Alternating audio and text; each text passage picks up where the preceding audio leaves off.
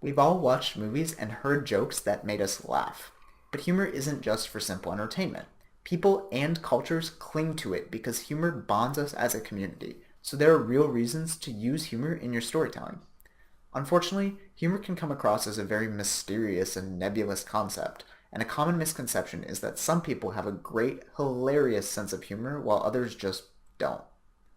The good news is that humor, like anything else in life, is actually a learnable skill, and like anything else, it can take some practice. I won't claim to be able to teach you something as vast and broad as a great sense of humor in a few short videos, but I will give you some good pointers and tips for using it in your storytelling. If you're interested in learning how to be funny in general, I've also included some great links in the additional resources section to help get you started.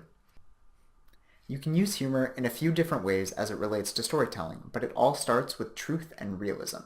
The best humor makes sense to your audience by nature of being something they can identify with, something they have been through themselves.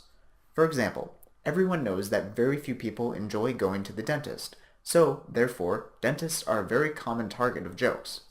You may also be familiar with stand-up comedians.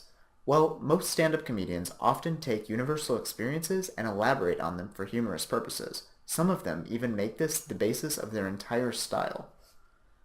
You too can use these universal pain points to identify with your audience and engage them on a personal level, and generally, the more universal the experience, the better the response you'll get. The famous political organizer Saul Alinsky has a phrase that he uses in his book Rules for Radicals. Always stay within the experience of others. I think that also applies really well for using humor in storytelling, and it would be the first guideline I recommend you try to follow. If your audience can't relate to your sense of humor or the situation you're applying it to, then you obviously have a problem.